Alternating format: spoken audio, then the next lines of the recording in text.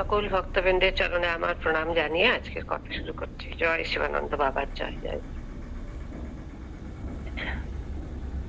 ভগবান বাবা, আমাদের শিবানন্দ বাবা। আমি যদি প্রশ্ন করি ভগবান কে, গুরুদেব ভগবানের রূপ, ভগবান স্বয়ং। আর ভগবান আমি নিজেই, অর্থাৎ আমার মধ্যে যে মন চেতনা, সেটাই তো গুরু। গুরুদেবের মন্ত্রের স্ফুরণ হয়েছে আমার হৃদয়ে। তাহলে এবং যে গুরুদেবের ভালোবাসা, স্নেহ, আশীর্বাদ, একমাত্র আপনজন, তাকেই যদি ধরতে পেয়ে যাই, আমাদের মধ্যে একটা কনসিলড ওয়্যারিং কাজ করছে বাবার চরণ ধরে রাখার জন্য। মনের জোর বাড়তে হবে, মানে বাড়বে যদি বাবার প্রতিটি মন্ত্রের অক্ষরে অক্ষরে, অনুতে অনুতে, স্বরবর্ণ ব্যঞ্জন বর্ণের সমষ্টির মধ্যে বাবার আশীর্বাদ, প্রেরণা, চেতনা জেগে ওঠে। পরপর 3 দিন আমি বাবার কাছে গেছিলাম।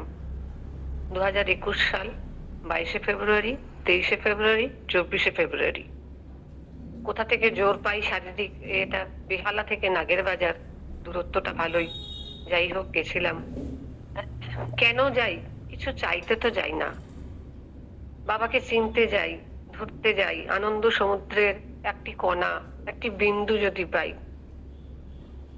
ওই আমার আপনার চেয়ে আপন যেজন, খুঁজি তারে আমি আপনায়।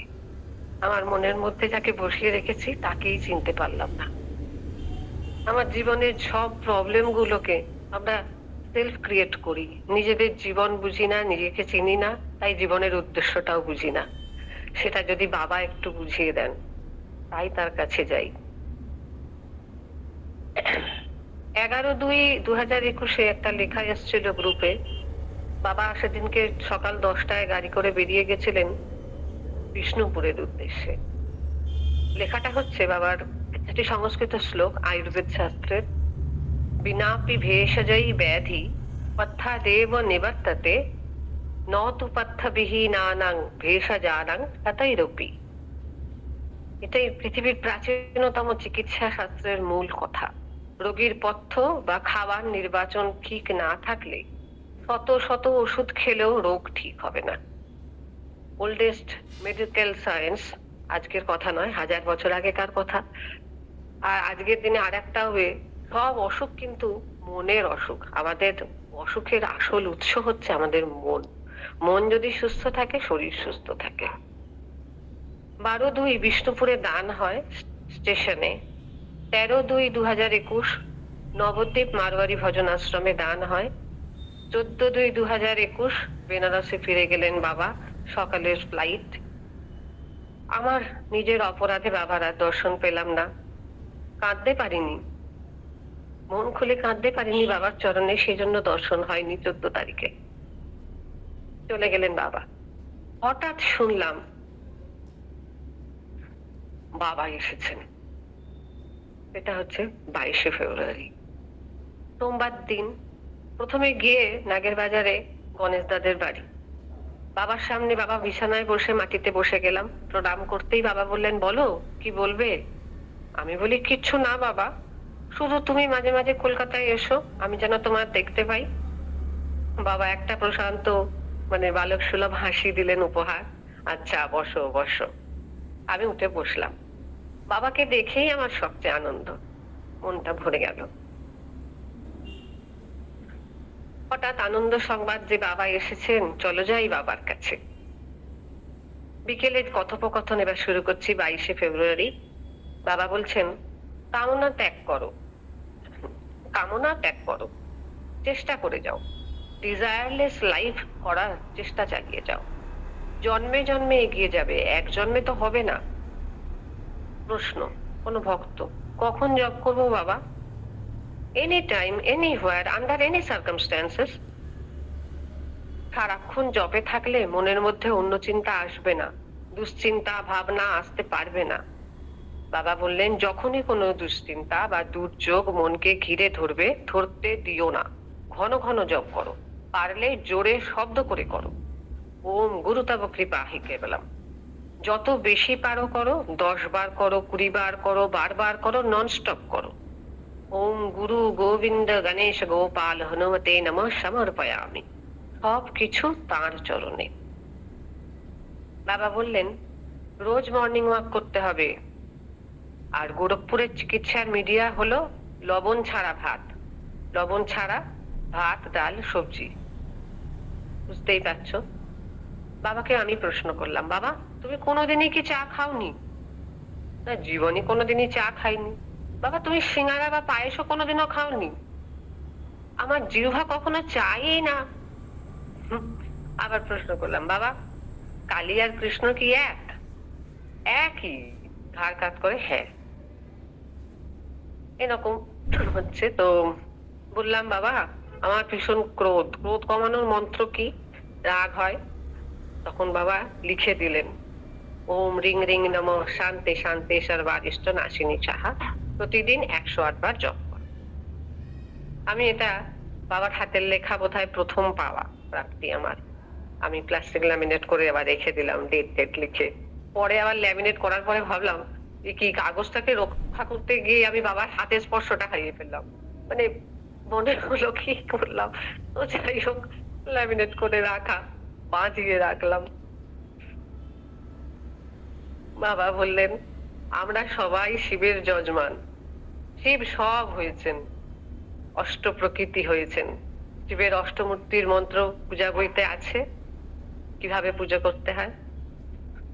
আবার বাবা বলছেন থিঙ্ক থিঙ্ক থিঙ্ক 3 বার।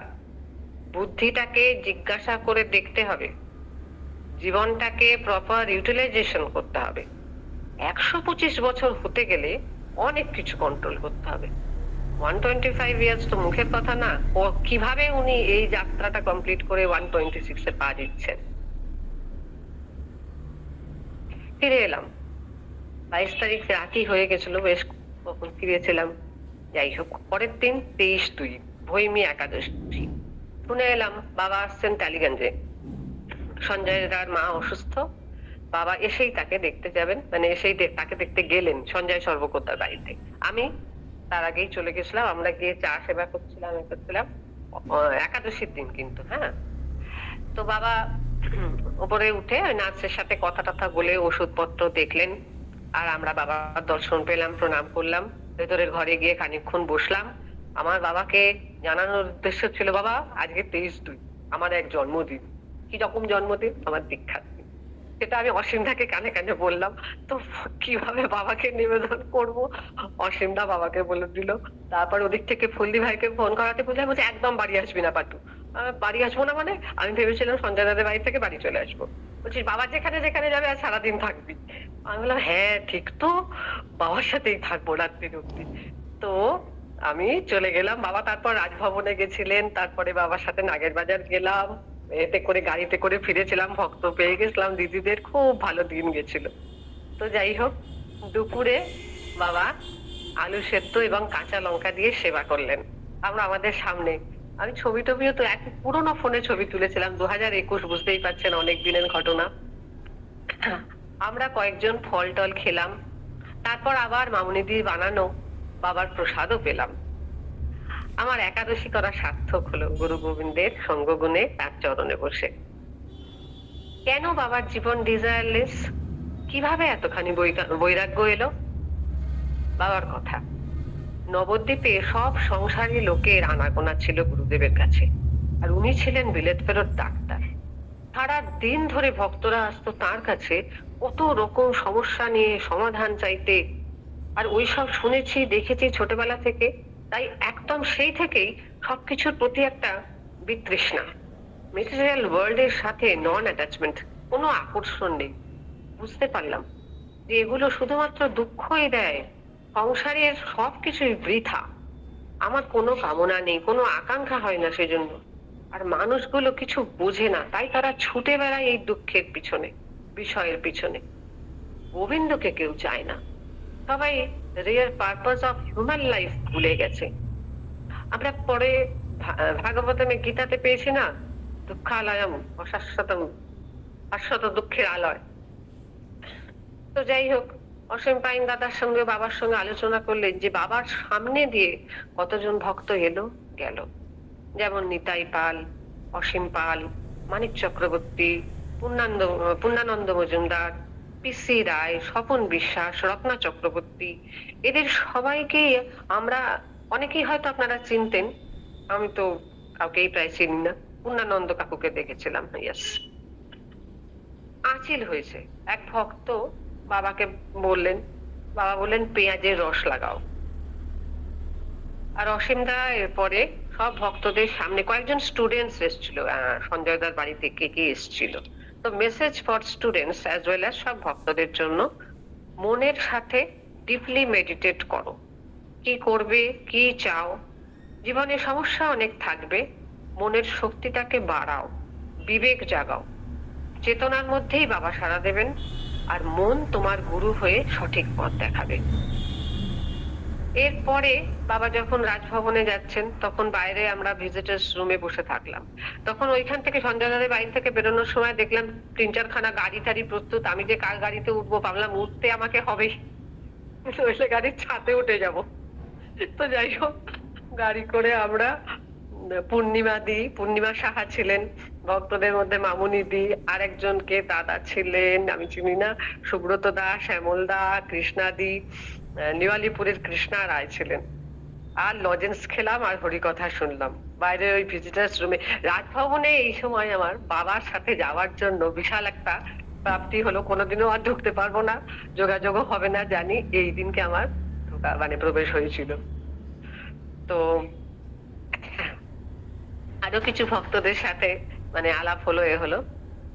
পূর্ণিমাদি একটু হরি কথা বললেন ওখানে বসে বসে, রাজভবনে আর কি। 2018-তে নাকি বাবার সঙ্গে ওনারা গেছিলেন হুগলিতে, আদি সপ্তগ্রাম দ্বাদশ গোপালের একটি গোপাল, ওখানে উদ্ধারণ দত্ত ঠাকুরের শ্রীপাঠ। সেখানে ষড়ভুজ মূর্তি, কৃষ্ণ রাম মহাপ্রভু তিনের সমন্বয়, হাতে তীর ধনুক, বাঁশি, কমণ্ডলু, অক্ষমালা। এই ষড়ভুজ মূর্তি আমি মায়াপুরে দেখে এসেছি একটা, ওখানে আছে চৈতন্য মন্দির। যাই হোক, এখানে কথা হচ্ছে উদ্ধারণ দত্ত ঠাকুরের শ্রীপাঠের। তো উদ্ধারণ দত্ত ছিলেন নিচু জাতির সুবর্ণ বণিক হওয়া সত্ত্বেও নিত্যানন্দ প্রভুর কৃপা পেয়েছিলেন, বৈষ্ণব হয়েছিলেন। প্রভু ওনার হাতের রান্না দিয়েই শ্রী গৌরাঙ্গ দেবের বিগ্রহের সেবা দেবেন। প্রভু আজ্ঞা দিলেন, আহার প্রস্তুত করো, আমি সংকীর্তন থেকে এসে ভোগ দেব। উনি বললেন, আমি কি করে রান্না করি, তাহলে যে ভক্তরা কেউ প্রসাদ নেবে না, সবাই এই মন্দির পরিত্যাগ করে যাবে প্রভু। নিত্যানন্দ প্রভু ডাল ঘুটনি পুঁতে দিলেন, এই খুঁটি দিলাম, তুমি রন্ধন না করলে ভোগ প্রস্তুত হবে না। উদ্ধারণ তখন রান্না করতে বাধ্য হলেন এবং সেবা প্রস্তুত করলেন। প্রভু লীলা করে স্নানের সময় পুকুরে পায়ের নুপুর ফেলে দিলেন, আর উদ্ধারণ তখন ঝাঁপ দিলেন জলে। পাগলের মতো খুঁজে পেতে অনেকক্ষণ ধরে তারপর পেলেন সেই নুপুর। সেটা প্রভু চাইলে উদ্ধারণ বললেন, এত কষ্ট করে যে জিনিস পেলাম, তোমায় কি করে তা দিই, এটা আমার প্রসাদ। উদ্ধারণ বললেন প্রভুকে। নিত্যানন্দ বুঝলেন যে তার ভক্তি আর ভালোবাসা কতখানি খাঁটি, সেটাই প্রভুর আশীর্বাদ বলে রেখে দিলেন। তখন সেই দত্ত সপ্তগ্রামে তার নিজের বসতবাটিতে একটি রাধা বল্লভ মন্দির স্থাপন করেন, যেখানে প্রভু নিত্যানন্দ নিজে হাতে একটি মাধবীলতা বৃক্ষ রোপণ করেন। আর সেই মাধবীলতা ঝলমল করছে, ফুল পাতা বাহার নিয়ে আজও আছে। কিছুটা যা সংক্ষেপে আমি হরিকথা শুনেছি তাই পুলকিত হয়ে লিখে রেখেছিলাম। সন্ধ্যাবেলায় বাবা নিজে হাতে করে ফল দিলেন। বাবা নন্দাদি ও মামুনিদিকে তারা দিয়ে তৈরি করালেন সিদ্ধ আলু লঙ্কা দিয়ে, কড়াইতে নেড়ে মামুনিদির স্পেশাল ডিশ পেলাম। বাবা যত্ন করে, বাবার যত্ন নেয়া দেখে আমি অভিভূত হলাম। মূর্তি মা এসছেন সেবা দিতে। সেদিন রাত্রে বাড়ি ফিরে এলাম। 23 তারিখ রাত্রে আমি বাড়ি ফিরলাম কৃষ্ণা রায় দিদির সাথে ওনার গাড়িতে করে। এবার 24 তারিখও আমি গেলাম দ্বাদশীর দিন বাবার কাছে নাগের বাজারে। গিয়েই শুনি সারা দিন ধরে ভক্তরা এসেছে, বাবা একটুও বিশ্রাম পাননি। চেনা অচেনা প্রচুর লোক প্রসাদ পেয়েছে। বাবা বললেন, অতিথি সেবা ও নারায়ণ সেবা হলো মনুষ্য যজ্ঞ। গীতার 3য় অধ্যায় খুলে সুমনাদি সঞ্জয়দাকে বাবা পঞ্চযজ্ঞের বর্ণনা দিলেন। সঞ্জয়দা বললেন, ভগবান বলেছেন, আমার থেকে আমার নাম বড়, নামের থেকেও আমার ভক্ত বড়, কারণ তার হৃদয়ে আমি বাস করি। বাবাও সবসময় ভক্তদের সেবা দেওয়ার জন্য উদগ্রীব থাকেন। তাহলে ভক্ত সেবা করতে পেরে ধন্য হও। কিছুক্ষণ পরে সন্ধ্যায় আমরাও অন্নপ্রসাদ পেলাম সবাই। বাবাকে প্রশ্ন করলাম, বাবা গীতাকে অর্ধমাত্রা কেন বলে? বাবা বললেন, এই তো গীতার মালিক, এটা একজন মায়ের নাম। কলিতে, বাবার কথায়, কলিতে সাধুকে অসাধু বলা হয়, অসাধুকে সাধু বলে মানে, অধর্মকেই ধর্ম বলে পালন ও প্রচার করা হয়। এবার স্বরূপ সাহা বললেন, বাবা তোমার শরীর কত খারাপ হয়ে গেছে, তুমি কত রোগা হয়ে গেছো। বাবা বললেন, আমি তো আর যুবক হব না। মাতৃগর্ভ থেকে যেমন ছোট্ট শরীর হয়ে বেরোয়, যাবার সময় শরীর সংকুচিত হতে হতে সেই রকম ছোট্টটি হয়ে যায়। অনেকের এটা কম বেশি হয় বটে, কিন্তু প্রসেসটা এক। 125 বছর কেটে গেল, এবার ধীরে ধীরে শ্রিঙ্ক করে ছোট হওয়ার পালা। অসীমদার কাছেও এটা আমার আগে শোনা। সন্ধ্যাবেলায় বাবার সামনে গানের জলসা হলো ছোট করে। প্রসঙ্গ হলো ভবা পাগলার 8,000-এর বেশি গান সংগ্রহ করা হয়েছে। সেদিনকে মনোজদা ছিলেন, ভবা পাগলার নাতি। উনি ব্যাখ্যা করলেন, গানই সর্বশ্রেষ্ঠ সাধনা। তোমার মন যদি সম্পূর্ণ স্থির শ্রদ্ধায় সমর্পিত থাকে, সুরে অবিচলিত থাকে, তবেই ঠিক সুর লাগবে গলায়, নতুবা নয়। মানে সাধক যে গুরুপদে সমর্পিত হবে, বিশুদ্ধ ভক্তির অধিকারী হলে তবে সে চেষ্টা করবে ঠিক শিওরলি সঠিক সুর লাগানোর। মনের কনসেন্ট্রেশন ভঙ্গ হলে সুর লাগে না, তাও বিফল কি হয় না, তবু চেষ্টা করতে পারে। সঙ্গীত যে ভগবানের কৃপা, এক শিল্প, দেবী সরস্বতীর আশীর্বাদ। বাবার সম্মতিক্রমে শ্রী মনোজ চৌধুরী, বাবা পাগলার নাতি, জয়ন্ত বসু দাদা, মানে আমাদের বিমান দা, অনেকগুলো গান পরিবেশন করলেন। তারপরে আমরা বাবার শ্রীচরণে প্রণাম জানিয়ে, প্রার্থনা জানিয়ে ফিরে এলাম।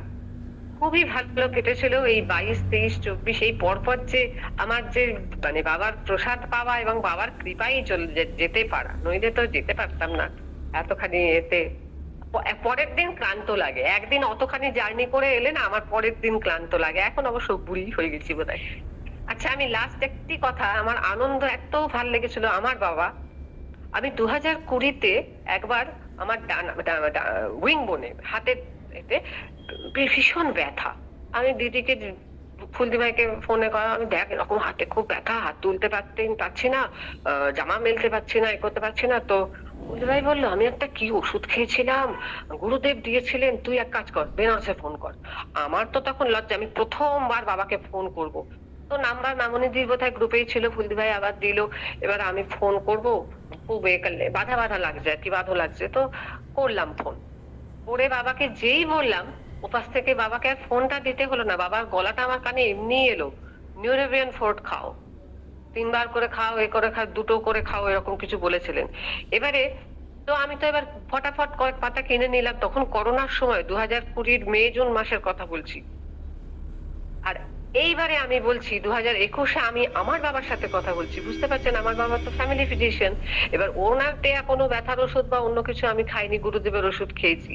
এবার আমি বাবাকে কথায় কথায় বলছি, বাবা দেখো গত বছর আমার হাতে ব্যথা কিন্তু নিউরোবিয়ান খেয়ে সেরে গেছিল। তখন আমার বাবা কি বললেন, ওটা তোমার ওষুধে সারেনি। হ্যাঁ, আমি তো চমকে, কি? হ্যাঁ, শিবানন্দ বাবার কথাই সেরে গেছিল। আমি তাই শুনে চুপ করে উঠে এলাম। মানে ওম গুরু তব কৃপাহি কেবলম, মনে এত শান্তি পেলাম। মানে আমার বাবার আশীর্বাদ, আমার গুরুদেবের আশীর্বাদ, ভক্তি আর বিশ্বাসের প্রগাঢ় বন্ধন যেখানে হয়, আমাকে তুমি বেঁধে রেখো বাবা, আমাকে আলাদা হতে দিও না এখান থেকে। জয় গুরু, জয় শিবানন্দ বাবার জয়। আমার বাবার চরণেও প্রণাম জানাচ্ছি আজকের দিনে। এই কথাটা, বাবার কথা অনেক জায়গায় লিখে রাখি, আজকে সেগুলো স্মৃতি। প্রণাম সবাইকে, জয় গুরু।